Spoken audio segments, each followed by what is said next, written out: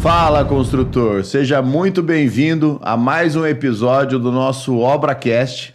Hoje eu estou aqui com o pessoal da Obra Enge, o Diego representando a Obra Enge, uma empresa parceira nossa que faz perfuração de hélice contínua, né? Vamos ver se eles fazem outros serviços aqui também. Hélice contínua eu sei que eles fazem e é com eles que a gente faz, né? E aqui eu estou com o Marco da Urbaloc, uma empresa tradicional aí do nosso bairro Urbanova, uma empresa de locação de equipamentos. Bom, queria que vocês se apresentassem aí pra gente. Pode começar, Diego. Meu nome é Diego, sou da Obra Enge, né? Fundações. A gente trabalha com hélice contínua, escavada, e é isso por enquanto. E projetos também, né? Projetos de também. fundação. Tá certo. Você, Marcos? Bom dia, Evandro. Bom dia, Diego. Bom dia. É um prazer estar aqui participando do seu podcast. Meu nome é Marco, eu sou da empresa Urbaloc e a gente trabalha com locação de equipamentos para a construção civil, andaimes e equipamentos. Ah, tá certo. Bom, para a gente poder começar, eu queria só trazer...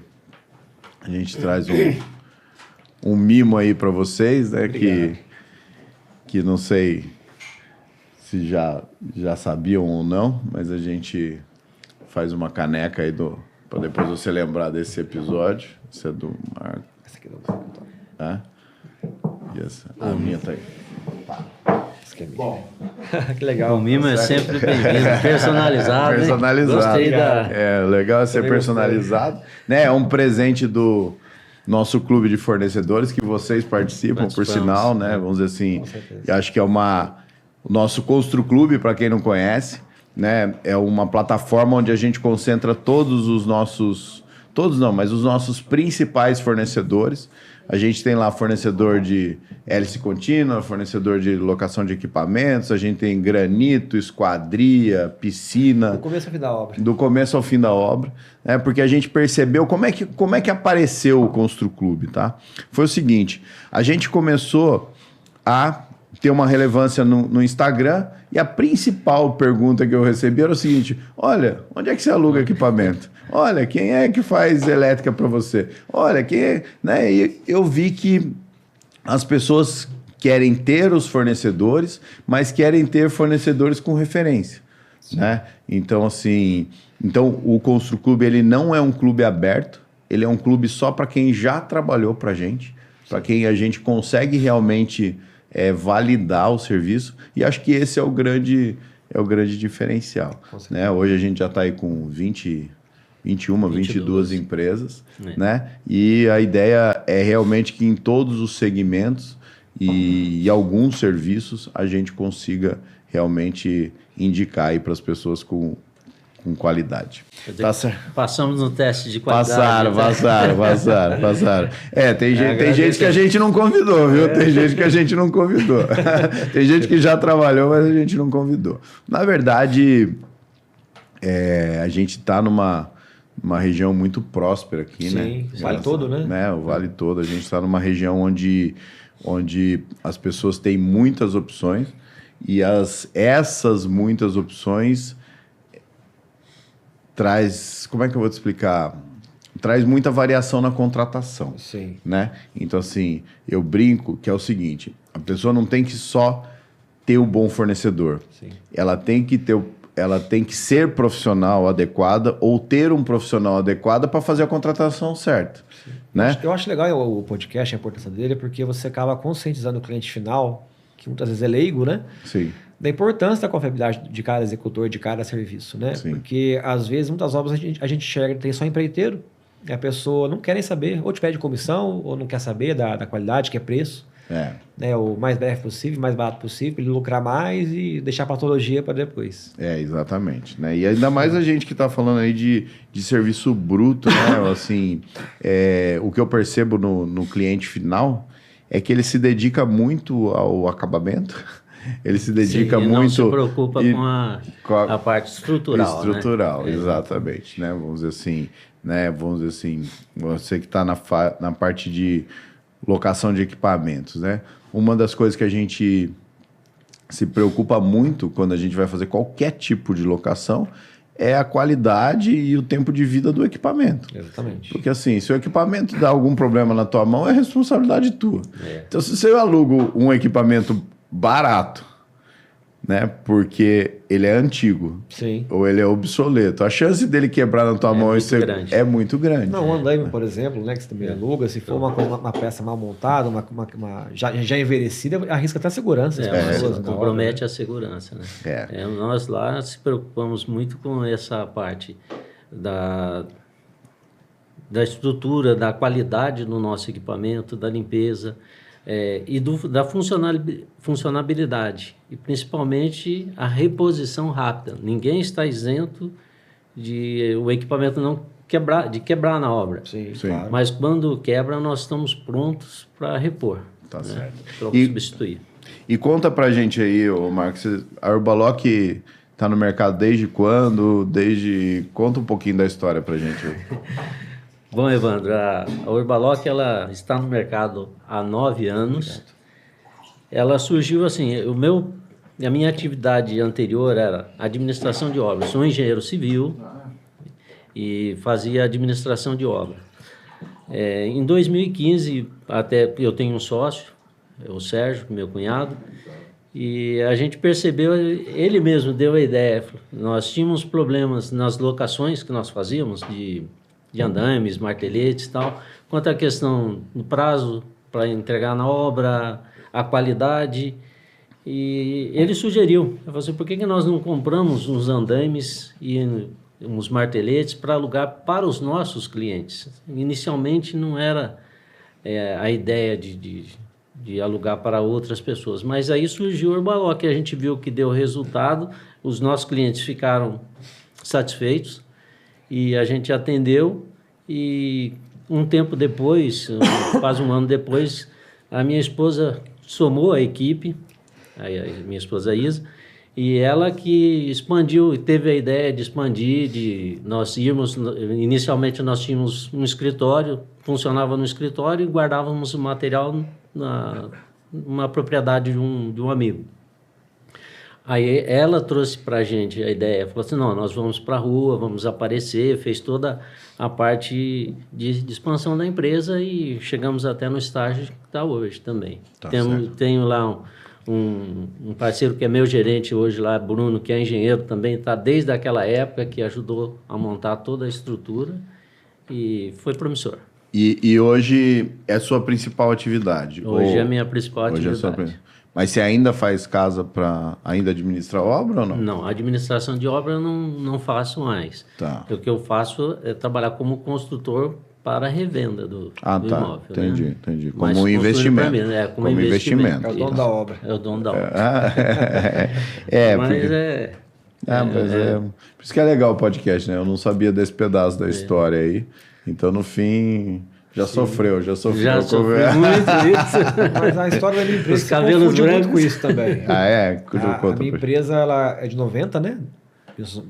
Do ano de 90 mesmo. Começou com a minha mãe, né? Eu sou de 91. Minha mãe é engenheira civil, eu não sou, eu fiz direito.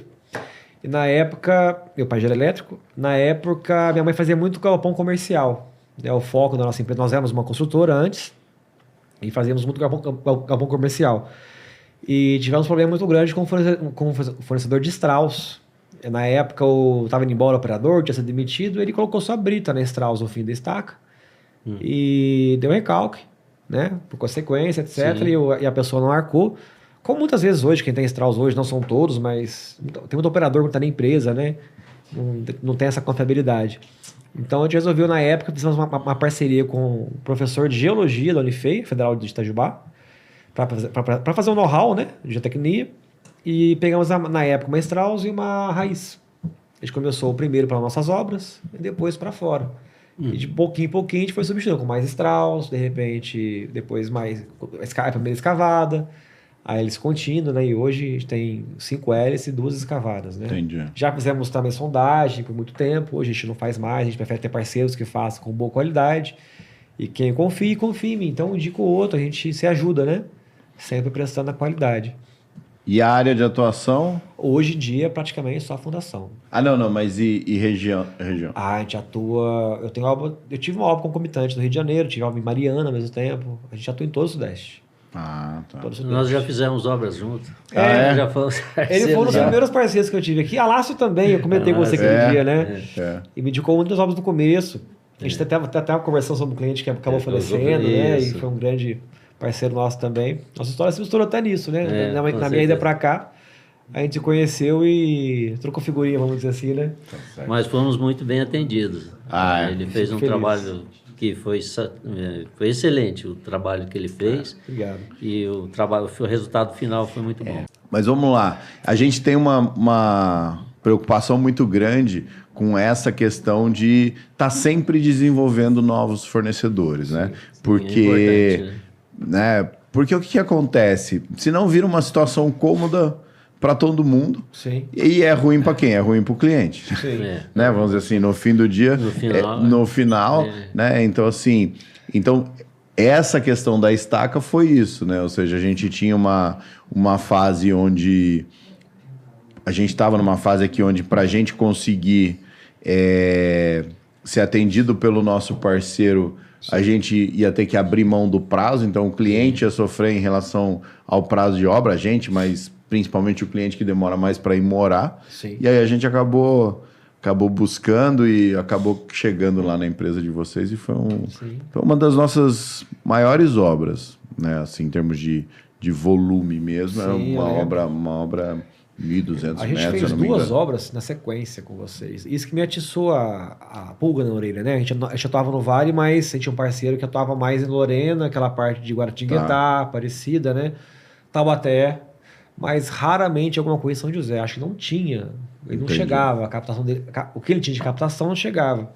Eu não sei como a Lácio, na época, encontrou a gente. Deve ser indicação de alguém, eu acredito, sim, né? Sim, boca a boca é muito importante, né? Nosso meio. Como a gente veio da área predial, pode ter sido alguma indicação na parte predial, né? Aí a gente fez essas 2 obras no Vale, lá no Serimbura, né? Sim. Chácara Serimbura. Sim. E foi muito bacana. E minha tesoura, ele falou, mas eu acho que tem um campo muito bom. Lá tem empresa na região, mas é um campo muito bom. Tá acontecendo alguma coisa, né? Sim. A gente vem investindo ali. Teve muitos parceiros que vendiam serviço pra gente antes. Parceiros como ele que indicava a gente. Eu ofereci um desconto pro seu cliente quando fosse indicação, né? A gente fazia um negócio que fosse bom para todo mundo, né? Sim. Um confiava no outro e com boas parcerias. Tá. E para os meus clientes também, quando eu não consigo atender, seja em Minas Gerais, seja onde for, eu conheço as empresas no Brasil todo, né? Tenho no meu telefone as empresas de São Paulo, todas. Entendi. Então, quando eu não consigo atender, eu digo, tem essa pessoa que ele é Mas bom. a sua sede hoje... Eu tenho a sede em Minas e tenho uma base aqui. Você criou uma base aqui? Tem uma base aqui. Legal. Eu mantenho em média 2 máquinas no Vale. Entendi. As 5 de hélice. E aí a base é São José dos Campos? Tem a base no satélite. Legal. E outra coisa que eu queria entender, né, do mercado de locação de equipamentos como é que funciona essa questão da reposição, essa questão da... Né? Assim, porque o que eu percebo, né? O mundo inteiro está indo para locação, né? Sim. Né? Vamos dizer assim, cada vez mais... De carros a máquinas. Né? De carros a máquinas, a estúdio de podcast, ou seja, tudo, né? Você não vai mobilizar esse investimento se você tem a possibilidade, às vezes, de fazer essa locação temporária, né? O que você percebe disso? Ou seja, né, antes existiam empreiteiros que tinham alguns equipamentos, hoje ninguém tem nada, né? Hoje é tudo locado, né? O nosso sistema construtivo, ele é artesanal, mas evoluiu muito da época que eu comecei como engenheiro, onde os trabalhos hoje são quase todos mecanizados. Depende do homem ainda, depende do pedreiro, do servente, do encanador, de todos os profissionais, mas todas as etapas mais difíceis, elas são feitas com equipamentos. Os andaimes, há 20, 30 anos atrás, eram de madeira, hoje são todos de tubulação metálica, né? Então, isso vem a facilitar e ajudar na qualidade final da obra. Tá. Não vale a pena para um construtor, até mesmo grandes construtoras, investir em equipamentos. Primeiro que tem o custo de manutenção, tem o custo de solucionar os problemas que surgem. Então, essa manutenção que é feita por nós, que é mais rápida, nós temos na nossa equipe, lá no Urbaloc, nós temos mecânicos, nós temos profissionais que cuidam para que o equipamento chegue no nosso cliente, e isso é uma questão que a gente faz uma questão bem grande da gente que o nosso cliente seja atendido o mais rápido possível e na melhor qualidade. Nós preservamos muito que os nossos equipamentos saiam limpos, manutenidos. Se houver algum problema, a probabilidade é menor, já que a manutenção é bem feita lá. Entendi. Nós temos parceiros de equipamentos como a Hilt, que disponibiliza os equipamentos em condições da gente levar para a obra. A gente, em prazo bem rápido, que nós mantemos sempre no nosso estoque, nós mantemos equipamentos reservas justamente para atender. Nós tem um curto prazo para nós atendermos os nossos clientes. Porque assim, quando você é o proprietário do equipamento, é muito difícil você fazer o preventivo, né? Difícil, não faz. Não tem jeito, porque você não está usando direto, você não sabe fazer, você não tem reposição, né? Vamos dizer assim, quando você está alugando se precisa fazer uma manutenção, você não fica sem, né? Agora, quando é próprio, é difícil. Agora, as empresas grandes têm alugado bastante também, as grandes incorporadoras. A grande, eles alugam. Nós também trabalhamos agora com escoramento, com cimbramento, né? Então eles, então, na verdade, o escoramento era a minha próxima pergunta, porque, na verdade, já que eu não sabia que você era advogado e já que eu não sabia que você já tinha trabalhado como consultor, mas, assim, tem algo que vocês também não sabem, eu acho, mas, assim, o meu primeiro trabalho, logo que eu saí da faculdade, eu cuidei de algumas obras pequenas e eu tive uma oportunidade de virar empreiteiro de estrutura. Então, eu fui empreiteiro de estrutura por muito tempo. Por uns 8 anos, mais ou menos. Fiz uns 5, 6 prédios como fornecendo mão de obra de estrutura. E qual que era o problema maior? A gente trabalhava para vários tipos de construtora. Né? A gente trabalhava para construtora que trabalhava só com torre, né? Só com andaime de torre, 100% metálico, que era a minoria, na verdade. A gente trabalhava com algumas que trabalhavam com escoramento metálico na viga, mas madeira na laje.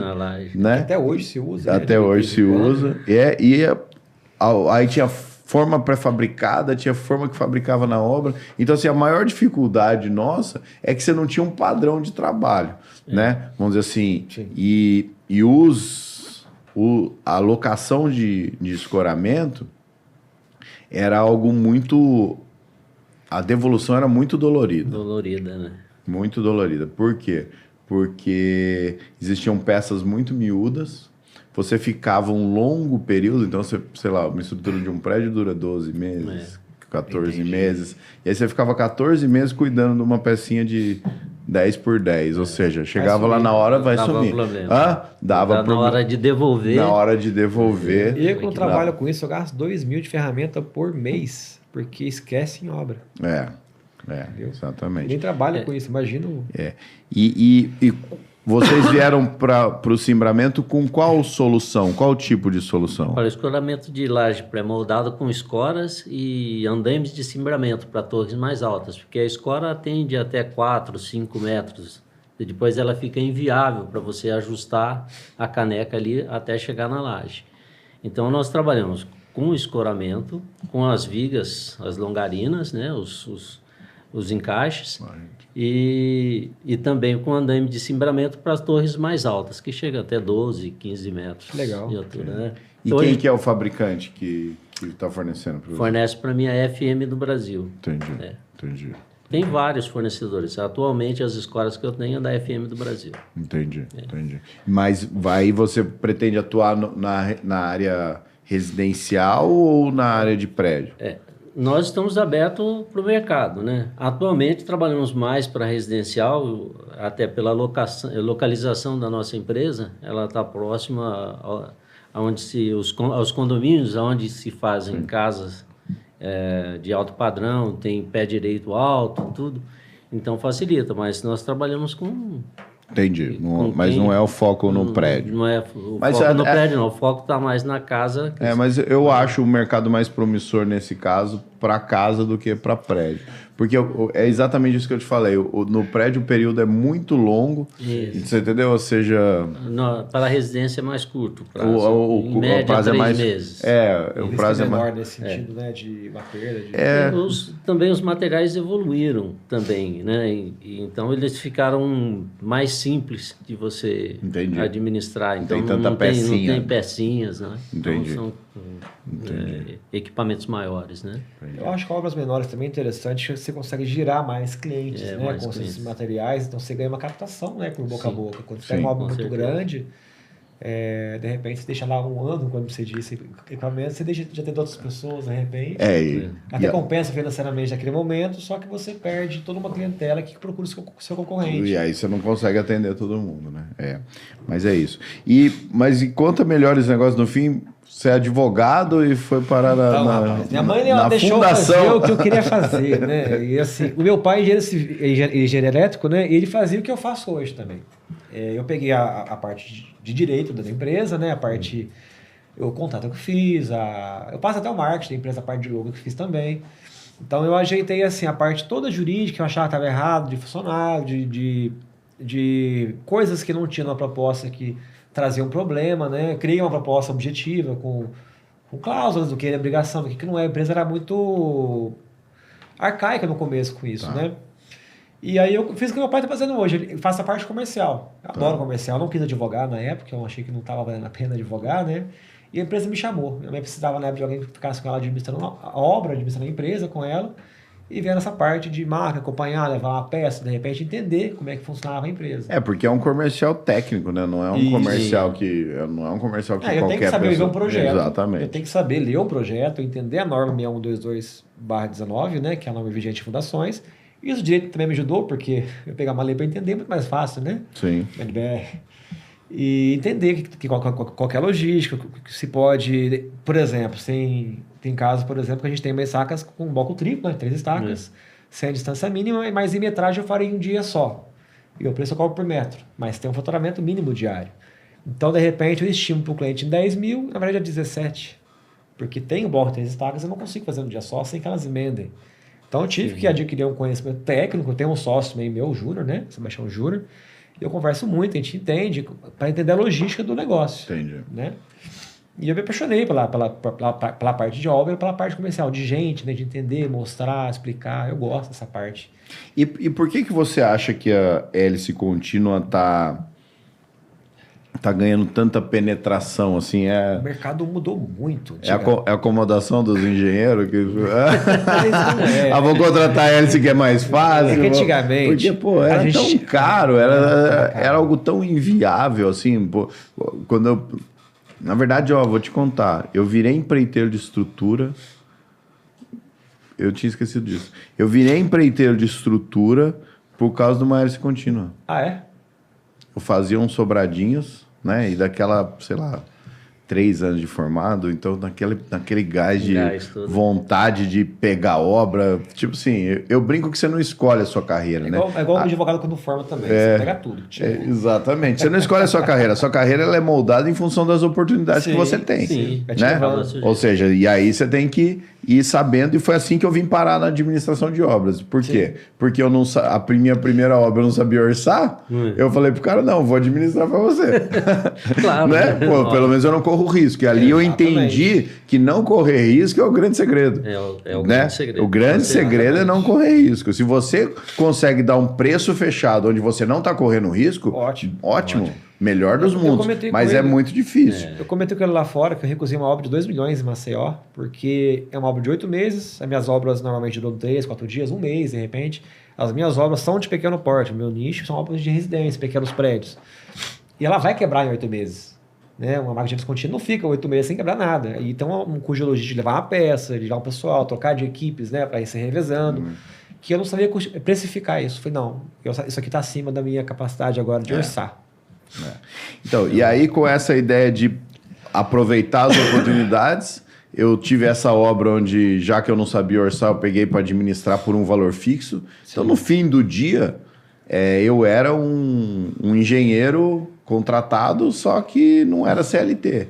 Mas isso me dava a liberdade de poder ter outras obras. Sim. Então, eu comecei a correr atrás de obras e apareceu um amigo meu e virou e falou assim... amigo do meu pai, na verdade, virou, você tá pegando obra? Falou, você tem armador? Eu falei, nossa, armador é o que eu mais tenho. Eu tinha 2. Ele falou, por quê? Porque eles começaram a obra daquele hotel que é no shopping, hoje chama Golden Tulip lá, certo? Eles começaram a obra antes de contratar a engenharia, antes do engenheiro definitivo tava, e eles marcaram a hélice contínua para daqui um mês, por exemplo, certo? E compraram o aço em barra. Normal as estacas. Só que ninguém sabia que, né, vamos dizer assim, era novidade. Se eu tô falando de 99, 2000. Sim. Ou seja, a hélice contínua era uma novidade, ninguém sabia. Máquinas grandes. Exatamente, máquinas gigantes. Aí o que aconteceu? Aí eu cheguei e falei assim, não, beleza. Aí eu fui contratado às pressas para fazer a armação da fundação. Aí eu já tava lá. Falei, mas quem vai fazer a forma? Quem vai fazer não sei o quê? E aí eu fui, acabei... direcionado para... Direcionado, por quê? Porque a construtora naquela época, a administradora da obra, ela tinha um modelo de negócio que depois eu entendi que é um modelo padrão, que é o quê? Você passa a estrutura inteira para alguém.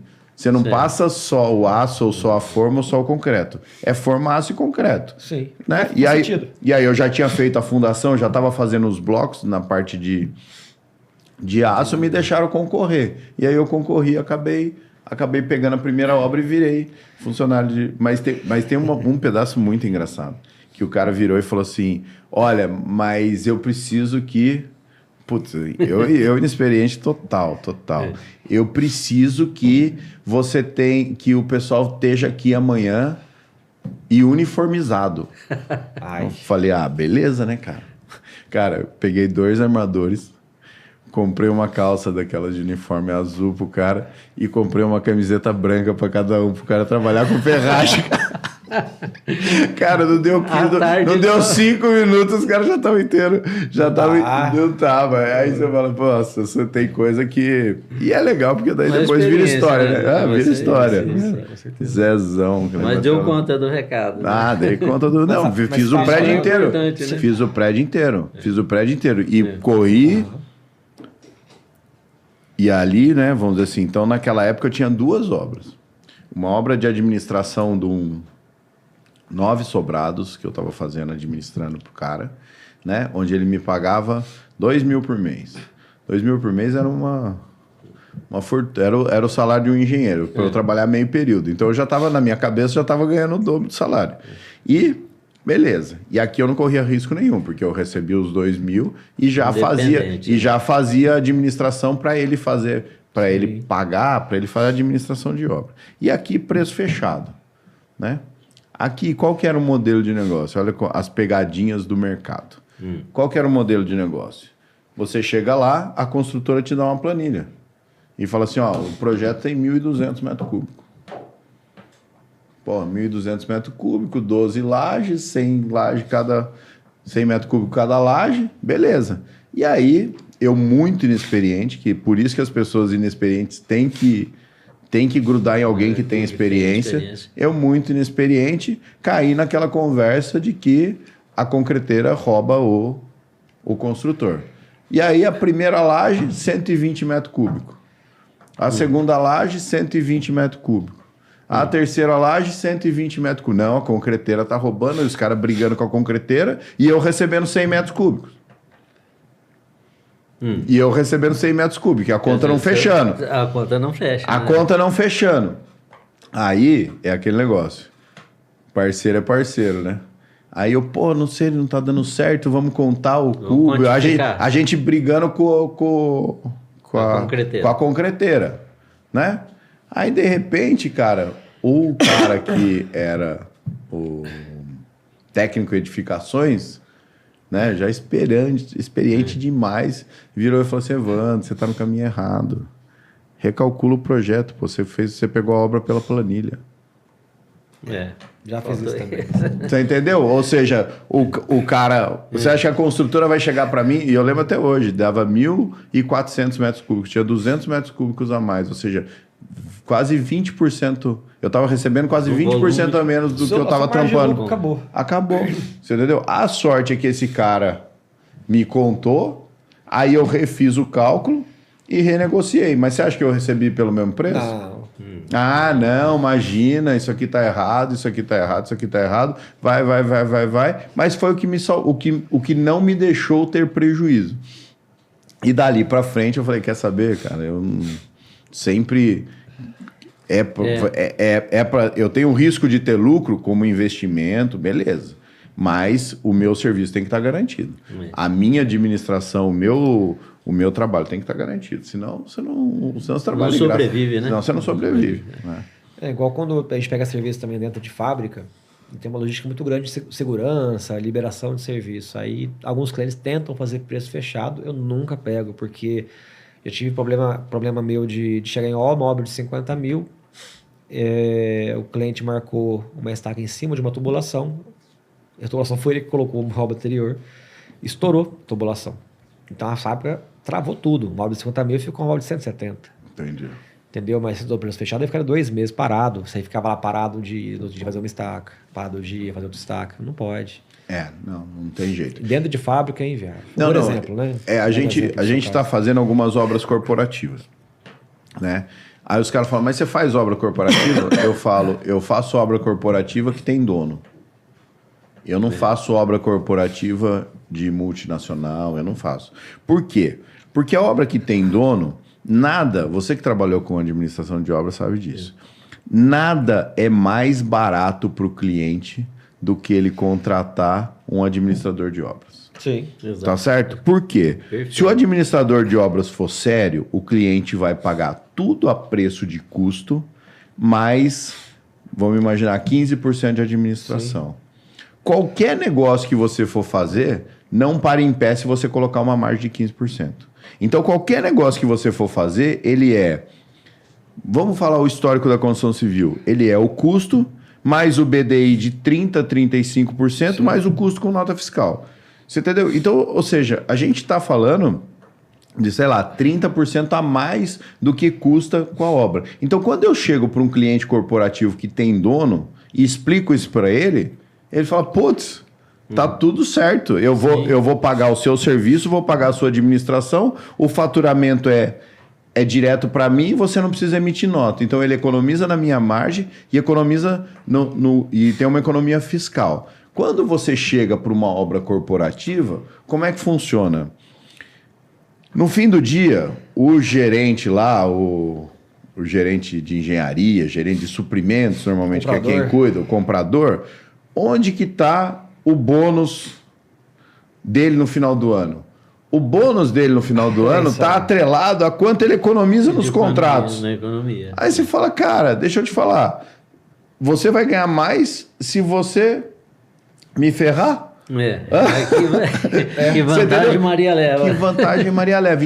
Então vira um jogo de você conseguir precificar alto para conseguir dar desconto, ou seja, é um jogo de gordurinha para de muita negociação, exatamente, muita negociação para conseguir ter lucro. Então assim, agora quando é gestão de obras, quando é obra do dono, o dono fica muito claro para ele. Enxerga, fica muito claro. É mais tranquila a negociação. Eu prefiro também entrar nesse mercado de pequenas e médias obras por isso, porque são pessoas que eu olho no olho e converso. Eu vou ver a obra, eu conheço o dono. Você vai fazer para uma MRV, que é uma empresa grande, não estou dizendo mal dela, por exemplo, mas é o que você falou, são empresas que passam por 10 pessoas para chegar em você não consegue ter acesso dessa maneira de cara a cara, tão à frente. Sempre tem alguém querendo entrar no negócio e aí derruba o preço para poder entrar. Sim. E aí você está nisso. Mas isso chega no que você falou de hélice contínua, como é que começou a alavancar tanto, né? A hélice contínua ela começou a mudar no Brasil quando a Evamac, que é a empresa que começou a fabricar mini hélice, entrou no jogo. Porque uma hélice contínua antigamente pesava 40 toneladas, a menor, uma máquina daquele tamanho que não entra em nenhum terreno aqui do Iguanor praticamente, com exceção do Sirimbura, de repente, Sim. né? Que é plano, também... E é totalmente plano, a máquina tem que estar lisinha igual essa mesa, ela não tem margem para isso, senão ela tomba, que é uma máquina muito alta. Ela custava, vamos dizer que uma máquina de hélice contínua pequena hoje custe 1.700, 1.700.000 construados. Uma máquina de grande porte hoje está em 5 milhões. A proporção se mantém hoje, naquela época. Entendi. Então você tinha, por exemplo, São Paulo para cá, o frete hoje é 40 mil. É porque é uma carreta. A carreta tem que chegar, colocar a máquina, demora um dia para montar. Entendi. Ele tira, a carreta sai, depois busca de novo. Eu chego com o era caminhão só truncado. quando não tinha outra opção mesmo. Solução. Entendi. Agora, a né? mini hélice, o que ela substituiu? A pré-moldada, onde é viavelmente econômica, onde não tem tanta expansão do concreto, para gerar um sobreconsumo que inviabilize, e onde a Strauss fazia, que é plano também. A mini hélice ela tem que ser no plano também, de pequeno porte. Só que ela admite uma certa margem de trabalho. Ela consegue andar mais ou menos inclinada. Né? Não precisa estar um tapete igual a de grande porte. Entendi. Eu chego no caminhão trucado. Eu cobro de um frete de Santa Rita Sapucaí, que é a minha cidade, até São Paulo, eu cobro 6 mil. Eu vou rodar 500 quilômetros. Mas de grande porte vai cobrar 30 mil. Entendi. E eu fico com o caminhão na obra. Entendi. Entendeu? Um caminhão truque, mais leve. Então ela substituiu a pré-moldada, onde deu, e a Strauss. O que tinha de pequenas obras que se faria na Strauss, de casa, etc., a gente tinha Strauss para usar Strauss. A Strauss vai lá em Gonçalves agora, com essa sua cidade, né? Porque não tinha concreto, porque o terreno é inclinado. É uma boa estaca. Mas ela produz, por exemplo, uma estaca de 30, 40 metros por dia, 50 por dia. Aí eles produzem 400 metros por dia. E você acha que vai vir a mini hélice? Não, acho que menor que essa. Eu tenho uma pequena, uma menorzinha, que faz até 12 metros. Ela é excelente, porque ela monta em meia hora. Ela é leve, ela tem uma margem de segurança maior para andar nos terrenos. Ela é excelente para trabalhar. Mas menos que essa não compensa. Ah, não, sim, mas até 12 Porque aí metros... você já vai para não- escavada, né? Abaixo Aí disso, exatamente. É difícil... não tem necessidade. Eu tenho máquinas que Abaixo fazem de não, 12 acima. até 20 metros. São todas de pequeno porte. Entendeu? Algumas mudam o torque, né? Eu comprei 2 máquinas com torque um pouco mais majorado, dentro da capacidade de uma mini hélice, para o Vale do Paraíba. Ali na região de Taubaté e Guaratinguetá tem aquela argila verde, né? É uma argila mais difícil, mica também, é uma argila mais difícil de trespassar, costuma ser mais duro. Mas popularizou. Esse tá um perigo, porque o pessoal viu a mini hélice rendendo demais por dia, falou, opa, vou parar de comprar reto para comprar uma hélice. Entendi. Só que a pessoa, de repente, não tem um know-how, não tem um engenheiro por trás, não tem um engenheiro acompanhando o monitoramento. Né? As hélices elas têm um monitoramento por sensor, que você saca o trado, você consegue ter um parâmetro certinho do grau de concretagem, sobre o consumo, se deu alguma secção na estaca ou não, para você voltar a refazer. Tem gente que adapta a escavada, por exemplo, para fazer e sai tirando ali na média, gerando sobre consumo maior às vezes para o cliente e não tem garantia nenhuma de qualidade. E o outro ponto-chave aí é esse sobreconsumo, né? Ou seja, o consumo a mais do que o previsto, Isso. né? De concreto, né? Porque, putz, a gente fez uma lá, não sei se foi você que fez, acho que deu 50% a mais. Não foi. A minha deu 27%, 27%. se eu não me engano. Tem a areia... Em Jacareí não foi você que fez? Não, Jacareí não foi eu que fiz. Porque assim... Mas deu diferença de profundidade? Mas ou chega, não? viu? Tinha sondagem Não, no terreno? o solo tinha... Não, o solo era muito ruim. O solo era muito ruim. Chega entendeu? isso. Eu já fiz obras de Jacareí no condomínio, que entendeu? chegou a isso, não foi para lá, mas chegou a próxima a isso. Eu tenho obras no litoral, que chega quase 100% sobre o consumo, por causa da areia ser muito fina. Eu tenho obras em Itajubá, perto da minha cidade também, uns 40 quilômetros, você conhece, né? Sim. E o solo é aquela turfa preta, sabe? Entendi. Mole de tudo. Então, você tem que trespassar aquele terreno que não nem conta para carga, né? Tá. E ela dilata muito, porque ela é muito podre. Então, não tem nenhuma resistência. Então, quando a hélice sobe o trado, ela sobe com pressão positiva, que é um indicador que está concretando corretamente. Sim. E a turfa não deixa de dar pressão positiva, porque ela solta. Então, maior sobre o consumo, de maneira que você consiga, mesmo com o mínimo de pressão positiva, subir o trado, por segurança. Entendi. Aí, no caso desse, de repente, a pré-moldada seria mais interessante. Ela passa a ser mais competitiva, porque você não gasta tanto sobre o consumo.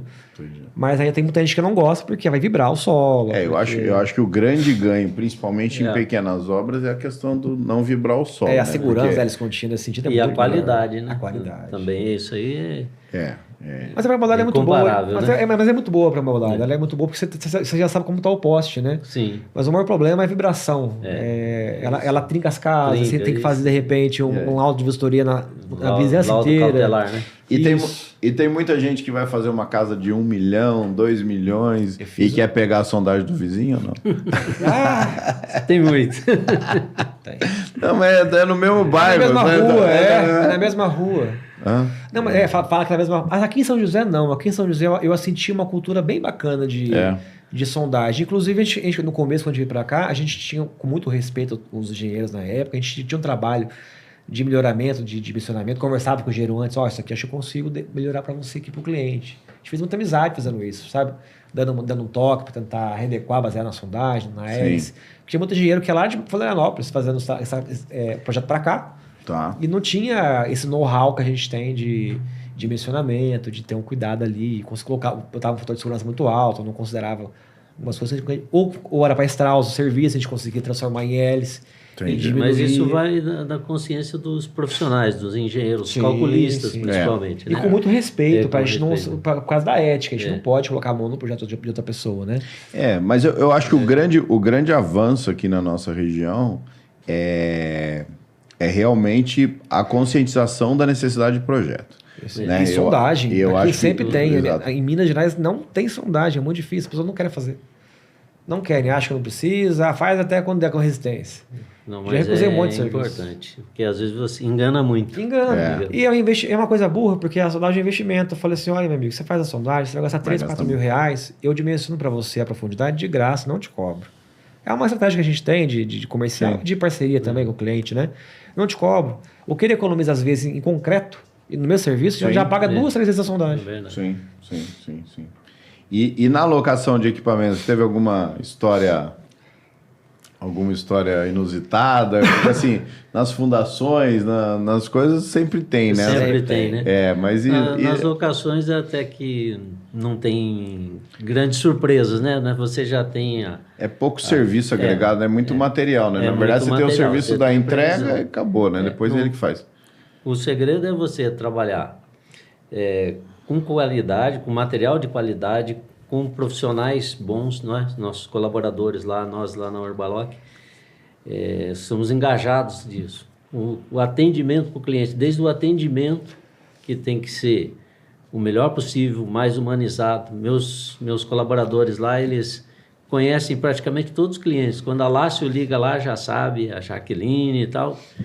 E isso é importante, você tem um vínculo, o cliente passa a acreditar no seu produto e a qualidade do seu produto vai fazer muita diferença para ele. Hoje, e quer dizer, ganho de tempo, né? Sim.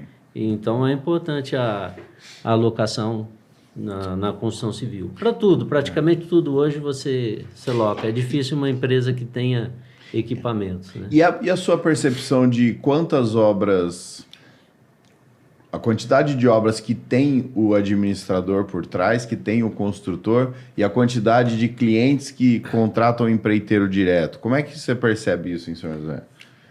Para esse segmento que nós trabalhamos, de alto padrão, tem diminuído bastante. Tem aumentado o número de administradores. Eu já fui um administrador de obra e vejo, eles vão até a nossa empresa. Sim. Ou seja, eu sou administrador de tal obra, tal. Então, isso tem representado uma qualidade melhor. A gente vê, tem estatísticas de satisfação que a obra que tem um administrador, ela desenvolve melhor, ela tem mais qualidade e o produto final fica muito melhor, né? Não, com certeza, porque assim, o que eu explico é o seguinte, a arquitetura evoluiu muito, né? Se você não tiver um administrador, uma pessoa preocupada com a fidelização do projeto, vamos dizer assim, dos nossos pilares é o seguinte, é fidelização ao projeto. Porque a gente entende o seguinte, o cliente já discutiu aquele projeto por 1 ano, às vezes. Ele já recebeu o 3D, ele já imagina a casa daquele jeito. Já tá ansioso. Não cabe a você uma opinião estética. Não cabe a você uma opinião estética. Você pode dar opiniões técnicas que não descaracterizem o projeto. Né? Então, assim, eu acho que esse é o primeiro grande ganho com o administrador, porque ele tem essa consciência maior. Sim. Quando você contrata um empreiteiro, bem ou mal, você contrata um empreiteiro e aí você compra um equipamento, e aí você compra um material, ou seja, não tem ninguém pensando Pensando na obra. Pensa exatamente. Nas fases, porque tem todas as etapas. você ganha em tempo, você ganha em qualidade, né? Você ganha em todos os aspectos. E você tem que ir ganhando, e você tem que ir pensando nessas etapas para não deixar, para manter a fidelização. Porque às vezes é uma viga que não foi bem compatibilizada, que depois não passa o forro, e aí o forro tinha que ir direto, quando vê aparece uma viga. Numa obra sem gestor, numa obra feita direto com o empreiteiro, é isso, né? E eu tenho uma visão polêmica, né? Assim, tenho muitos amigos empreiteiros, já fui empreiteiro de estrutura, né? Mas eu tenho uma visão polêmica que é o seguinte: o mercado é assim, ó. Para quem que a gente trabalha? O cara que vai construir a casa de alto padrão, certo? Certo. Quem que é o cara que constrói uma casa de alto padrão? É um cara que ele é muito bom no negócio dele. Sim. Sem dúvida. Se ele é executivo de empresa, ele é de cargo alto. Se ele é empresário, ele é um bom empresário. Se ele é comerciante, ele é um bom comerciante. Então, ele passa a ter a cabeça de que, já que ele é muito bom no negócio dele, ele pode fazer a casa contratando um empreiteiro direto. Então, a primeira coisa que ele faz, ele vai lá e contrata um empreiteiro para fazer tudo. A hora que você contrata um empreiteiro para fazer tudo, eu vou te explicar o que acontece. Ele faz a estrutura, ele faz a alvenaria, ele está indo bem. Sim. Aí ele está começando, um pouquinho antes de rebocar, ele vai fazer a hidráulica elétrica, certo? E aí ele não vai bem na hidráulica e na elétrica. Um dos maiores problemas que você tem em casa é a parte hidráulica. Aí você está vendo que o encanador do cara é meio porco, não faz o negócio direito. Sabe o que acontece? Você não consegue tirar esse cara da obra. Porque esse cara, ele tá lá fazendo um reboco, ele tá lá com coisa que ele já recebeu a mais. Você fala assim, cara, se eu tirar esse cara da obra, eu vou ter que tirar de todo o resto. Né? E aí o que acontece? Você não tira, o serviço fica mal feito. E depois você fala assim, não, o cara é bom, mas o encanador dele é ruim. Cara, se o encanador dele é ruim, tira o encanador. Então assim, o formato que você faz, eu costumo dizer, você contratar um empreiteiro só para sua obra inteira, ele só não é mais dono que você da obra porque ele não vai morar na casa. Porque assim, ele faz o que ele quiser. Ele põe quem ele quiser para trabalhar, ele tira quem ele quiser, né? Por exemplo, a gente foi numa obra nossa ontem, a gente faz assim lá. A gente tem um empreiteiro de estrutura, então a gente começou a separar, porque começou a dar muita patologia, separar a estrutura da alvenaria. Então a gente tem um empreiteiro de estrutura, um empreiteiro que pega alvenaria e parte cinza, um empreiteiro de acabamento, um de hidráulica, um de elétrica. Legal. Ah, tá bom. O de civil, ele pode fazer mais que um? O serviço pode, só que cada um é um contrato. É distinto. Cada um é um contrato. Então, quando a gente faz isso, ou seja, se a elétrica não está indo bem, eu troco a elétrica. Troca a elétrica. Se o acabamento não está indo bem, eu troco só o acabamento. Então, a gente domina a obra, não é a obra que domina a gente. E o cliente, ele cai nessa besteira de economizar o valor da administração da obra e fala assim, não, o Zezinho trabalha para o Evandro, eu vou contratar o Zezinho. E aí ele contrata o Zezinho no pacote total, por um preço maior do que o que a gente paga, você entendeu? Ou seja, vira uma bola de neve. E tem uma questão também que acho que abrange toda a parte do mercado, seja na parte de administração de obra ou na minha de fundação, que a pessoa às vezes pega uma pessoa que não tem menor estrutura para dar um apoio se der errado. Uma casa de 5 milhões, não é toda empresa que vai achar, deu errado, vou ter que fazer uma estaca mega aqui agora, ou arrumar alguma coisa que seja cara. A pessoa fecha a empresa que ele tem e sai. E não te reembolsa, não te ajuda, você fica na mão. Então é importante você pegar empresas da área que for, da locação, de fundação, de administração, que seja, e com lastro. Né? Com lastro, para garantir aquela qualidade, garantir que tenha de onde você correr atrás e cobrar uma postura, né? Eu percebo que aqui na nossa região a gente está conseguindo ter mais administradores de obras. Sim, é certo? perceptível. Só que agora a gente está tendo um segundo problema. Sabe qual é? O administrador de obras não sabe precificar o serviço dele. Ele analisa o serviço dele como se ele não tivesse custo. Sim. Então ele analisa o seguinte, ele fala, putz, eu vou receber 10 mil reais dessa obra por mês e 10 mil da outra, eu estou ganhando 20. Mas não é, porque ele tem... A gente contrata orçamentista externo, a gente tem despesa com locação, a gente tem com escritório, tem isso, tem aquilo. Então, assim, a primeira coisa que a pessoa tem que... O momento que a gente fala hoje é o quê? É o momento de conscientizar a precificação. Sim. Né? Por quê? Porque senão Como é que eu vou te falar? A forma que você trabalha, ela é muito... Ela pode virar um efeito cascata contra você, né? Sim. Então, a primeira coisa, o que é? Por que eu defendo que eu não sei como é que você trabalhava, que o administrador de obras tem que cobrar um percentual da obra? Porque ele tem que receber conforme a evolução. Cara, e não existe forma melhor de você entender a evolução da obra do que o dinheiro. Com certeza. Estimula, né? Não, sim. E obra que tá andando, tá gastando. Tá gastando. Obra que não tá andando, não tá gastando. E na obra que não tá andando, você tá trabalhando pouco. E na obra que tá andando, você tá trabalhando muito. Sim, entendeu? Então, assim, por isso que o percentual, ele é justo. É o mais indicado, Porque quando né? você faz linear, o cara chega lá e fala assim, não, beleza, eu vou cobrar R$8.000 para tocar essa obra por 12 meses. O que acontece no começo da obra? Ele está trabalhando pouco e está recebendo o valor dele lá. Então ele está numa zona de conforto. Sim. Né? Mas quando tá jogando futebol. Mas quando chega na fase de acabamento. Aí quando chega no acabamento, ele não consegue sair daquela obra e ele está ganhando o mesmo valor que ele estava fazendo.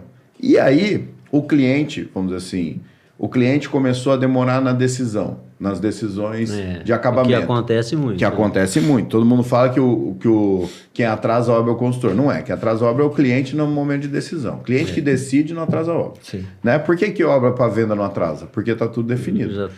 Então, beleza. Aí chegou lá. Aí o cliente começou a atrasar a obra. Então, era 12 meses. A obra demorou 15. Ele fez um contrato que ele vai receber por 12. Cara, no período de acabamento, ele já não está recebendo o suficiente. Sim. Porque ele recebeu lá na frente. Sim. Quando chega no final, que é o Deus nos acuda da obra, que é a hora que você não pode sair da obra, ele já não está recebendo mais nada, porque o contrato dele era por 12 meses e a obra demorou 15. Você entendeu? Então, assim, o pessoal tenta inventar outras formas, mas não é, cara. O percentual, ele é justo. Que nem, por exemplo, vou fazer o pós-obra. Putz, precisei ir lá? Tá bom, eu vou passar um dia na obra. Tá bom, recebi o referente a um dia. E por quê? Porque teve a despesa com pós-obra, a administração, a despesa é pequena, a administração é pequena, o serviço é pequeno. Sim. Né? É justo, né? É o justo. É o justo, assim. Eu acho que... Então, eu acho que o momento que a gente passa hoje em São José é o quê? É a conscientização de que o administrador precisa aprender a precificar o seu serviço. Com certeza. Né? Porque senão não para em pé. Né? O que tem de administrador que começa a administrar a obra quando vê, tá mandando currículo pra gente. Pois é. Fala, pô, pensei bem aqui, você não tem uma vaguinha aí? Não dá pra fazer uma obra em parceria? Voltou a ser empreiteiro. Não dá pra fazer uma obra em parceria, não sei o quê. Não que a gente não faça, a gente faz. Sim. Né? Mas assim, não tem uma coisa, não tem nada a ver com a outra. Eu tive uma pessoa que eu fiz obra para ela, que montou uma empresa, um rapaz com capricho na hora de fazer as coisas, que na ocasião até minha mãe veio no serviço por coincidência, outro compromisso, e viu, nossa, rapaz, vai longe, o cara é bom de serviço, mas não soube precificar, fechou as portas. Fecha. Infelizmente. Tinha qualidade, tinha vontade, mas infelizmente não tinha estrutura para aguentar ali um acaso. A gente, eu não sei como é que é a negociação. A sua é uma negociação comercial complexa, a sua já é bem mais simples, né? Porque é uma tabela relacionada a preço. A nossa também é complexa. O que eu vejo de insucesso no processo comercial, tá? É a pessoa que não entende que ele não vai fechar todas as obras. Exatamente. Você entendeu? Então, o que acontece? O segredo de um processo comercial é o quê? Você ter uma grande captação de possíveis clientes, né? Os famosos leads agora, certo? Onde você apresenta o seu serviço para um determinado X e fecha com um determinado X. Sim. Aí o cara fala assim, não, mas eu preciso fechar porque eu estou com pouco cliente. Você está com pouco cliente porque você está captando pouco. Por isso que a gente investe em marketing. Por quê? Porque eu tenho que apresentar o meu serviço, né? O meu serviço para vários, oferecer para vários, apresentar para alguns e fechar com muito menos. Agora, se você não tem esse processo, você começa a ficar dependente daquele único cliente. Aí o que você faz? dá desconto, baixa preço, reclama do mercado. E quebra. Exatamente. Eu já cheguei a baixar alguns preços algumas vezes para clientes que eu saberia que me daria uma exposição X que eu ganharia no entorno. Sim. Porque te leva mais leads, te leva mais clientes. A exposição também sim, custa, né? Sim, ela tem valor. Lógico. Mas não adianta abraçar mundo e você chegar lá, aí você enche serviço, o cara, por exemplo, para uma parte do ano que tem muito serviço também, você deixa de pegar melhores valores para atender clientes com melhores piores. É por isso que é o conceito do nosso clube lá. Ou seja, o importante é o quê? São os leads, são os clientes qualificados. Sim. Ou seja, você tem que aparecer para os certos. Não adianta você ficar preocupado em aparecer para todo mundo e ninguém te contratar. Aí você fica famoso e pobre. Existem ferramentas no marketing para você direcionar para o seu público, né? Sim. Eu acho que isso é importante. E que foi o grande trabalho que a gente fez no nosso Instagram. Sim. Tá, que é o quê? Ou seja, a grande maioria são construtores. Sim. Como a gente teoricamente explica o nosso jeito de fazer, explica a forma que a gente trabalha, né? Não fica lá só vendendo, a gente acaba atraindo esse cara que quer saber como é que a gente trabalha. A partir desse momento que esse cara quer saber como é que a gente trabalha, ele também quer saber com quem que a gente trabalha. E aí uma coisa leva a outra. Mas tá bom. Leva a uma garantia, né? Inclusive, quando eu vou indicar algum fornecedor amigo meu, que eu conheço, uma obra que de repente eu não consigo atender, né, atrasou choveu, atrasou uma obra, eu também indico pessoas de minha confiança. Ah, sim. Porque eu acredito assim, se ele atende bem o cliente, ele volta para mim ainda. Sim. Agora, se ele atende mal, nossa senhora, me indicou esse rapaz aqui e não deu problema, então vamos cortar os dois. É assim. Mas é isso. Por isso que a gente procura prestar um serviço de qualidade com preço justo. Sim. Né? Eu acho que você tem os seus custos, você tem a sua rentabilidade, tem que ser justo, mas principalmente fazer um trabalho de qualidade e para poder indicar pessoas também de qualidade, né? Que você tem confiança no serviço. Eu acho que você tem que entender, o cliente entende que a sua margem existe. Sim. Né? O cliente ele entende que você precisa ter uma margem. O que é o mais importante no nosso mercado? Eu acho que é onde a gente mais consegue conquista o cliente. Sim. É o quê?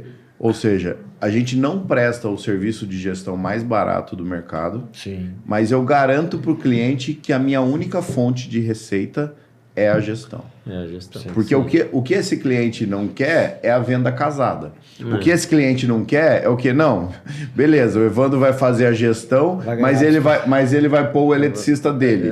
Ele vai fazer a gestão, mas ele tá, né? Ele tá, sei lá... Vai contratar a locadora.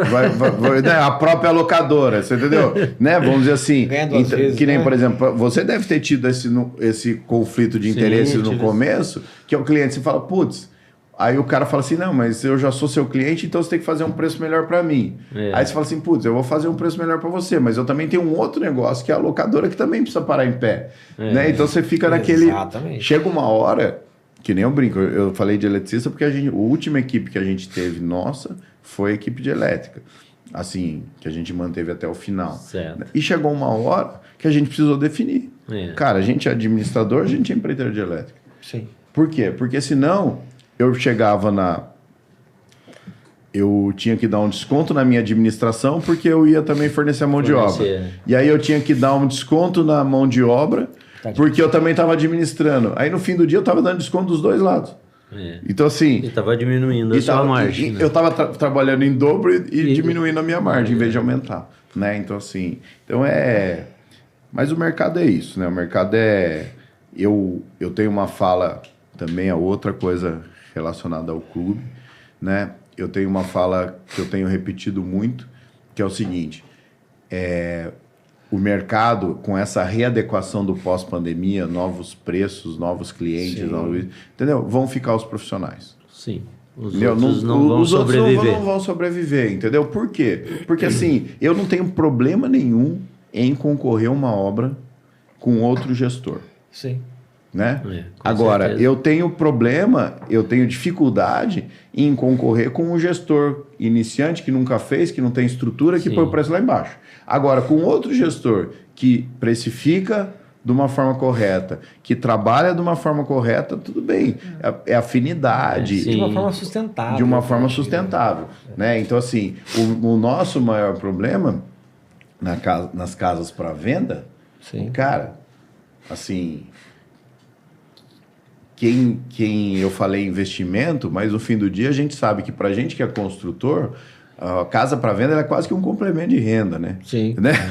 Acaba sendo um segundo negócio. Segundo negócio, mas não é um segundo negócio para você criar patrimônio. Não, é um segundo negócio que te auxilia. É um complemento. É um complemento que te auxilia a criar um patrimônio, a trocar de carro, fazer. Então ele é um complemento, né? Eu brinco que é o seguinte: o difícil na casa para venda é a gente concorrer com o médico.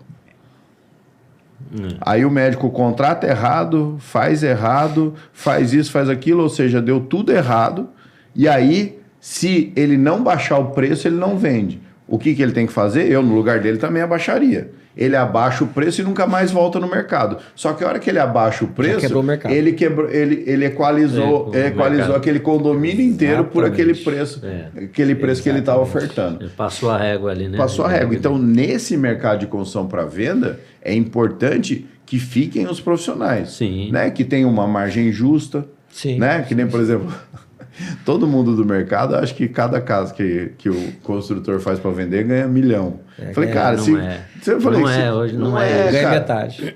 Não é isso. Assim, o que acontece na prática é o seguinte: é um negócio como outro qualquer. Sim. Ele tem uma margem aí de 25%, 30% E é justo, né? E é demora justo, um ano porque é do mesmo jeito que você também tem, que você também tem, que eu também tenho. Ou seja, que qualquer outro negócio tem uma margem parecida com isso. Existe um risco de mercado também, que está embutido nesse lucro. Né? A pandemia mesmo mostrou pra gente. Sim. Eu comprei uma máquina no começo do ano, custou 1 milhão. A mesma máquina em setembro custou 300.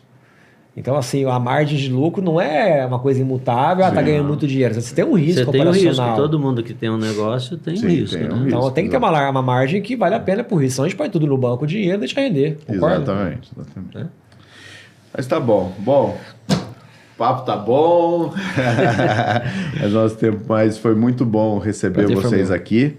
Né? Eu acho que a ideia é cada vez mais a gente tem um plano aí de virar semanal o programa, cada vez mais a gente conseguir atrair, tá aqui conversando e puxando assuntos. Sempre a ideia é trazer mais que uma pessoa para virar bate-papo, não virar entrevista. Gostoso. Né? É verdade. E aí queria que vocês falassem aí o Instagram, como é que o pessoal acha vocês, né? O nosso Instagram é @urbaloc_. Tá. E o Facebook é Urbaloc mesmo, né? Ah, legal. Nosso Instagram é @obraenge com gemudo. Tá? E o Facebook é a mesma coisa, não muda não. Tá bom. Então, obrigado por terem vindo e até a próxima. Agradecemos. Valeu. Valeu, doutor.